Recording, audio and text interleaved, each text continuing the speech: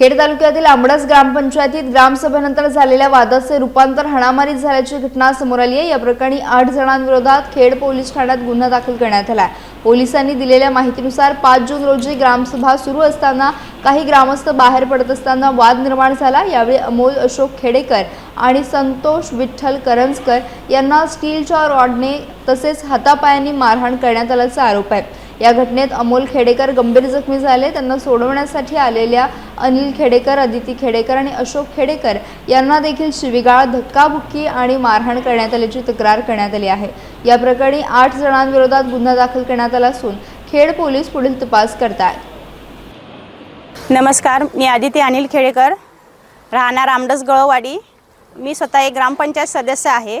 काही दिवसापासून आमच्या वाडीची एक सार्वजनिक वाट बंद होती। ती वाट त्या वाटेचा आपल्या 23 नंबरमध्ये ग्रामपंचायत 23 नंबर ह्याच्यामध्ये नोंदणीसुद्धा आहे। म्हणून त्यासाठी आम्ही ग्रामपंचायतीमध्ये एक लेटर दिला होता की आम्हाला ती वाट मोकळी करून द्यावी म्हणून ग्रामस्थांनी, पण त्यावर ग्रामपंचायतीने काही दखल घेतली नाही। म्हणून आम्ही तहसीलदार ऑफिसला याची कंप्लेंट केली।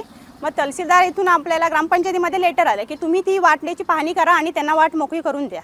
परंतु ग्रामपंचायतीने फक्त पाहणी केली आणि सांगितले की तुम्ही या, आपण ग्रामसभा बसू, आपण समंजसपणे सगळ्यांना विरुद्ध पार्टीला बोलवू, ज्यांनी वाट कुणी बंद केली आहे ती त्यांना बसवू, आपण समंजसपणे आपण येऊ आणि मीटिंग काय असेल ते तुमचा निर्णय देऊ।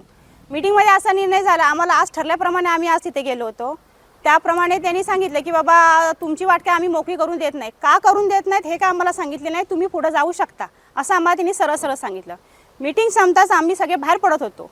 माझी फॅमिली बाहेर पडताच ग्रामपंचायतीच्या आवारातच त्या विरुद्ध पार्टीवाल्यांनी गाडी लावली होती। त्या गाडीतून त्यांनी बाहेर पडताच माझ्या फॅमिलीवर तिथून गाडीतून रॉड काढून सरळ त्यांच्या डोक्यात घातलेत।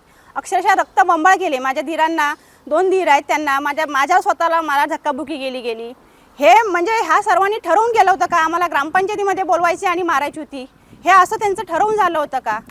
आणि हे जर असंच चालत असणार आहे तर ह्या कोकणात आपल्या इथे कसं जगावं हे समजत नाही आहे। माझं एवढंच असं म्हणणं आहे की आज हे माझे सासरे माझे सैनिक आहेत, म्हणजे हे माझी सैनिकावर हल्ला अजून किती फॅमिलीवर किती हल्ला होणार। काही दिवसापूर्वी आमच्याच घरावर दगडफेक झाली होती, त्याच्यावरनं पण आम्हाला ते म्हणायला गेले की तुम्ही पोलीस स्टेशनला कशाला जाता म्हणून। मग आम्ही जायचं कुठे?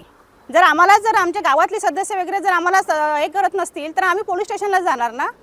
आज मला एवढीच इच्छा आहे, आज जे लोकांनी माझ्या धीरांना वगैरे जे काही हल्ला केलेला, रक्तबंबाळ केले, त्यांना कठोरात कठोर कारवाई करावी ही माझी विनंती आहे।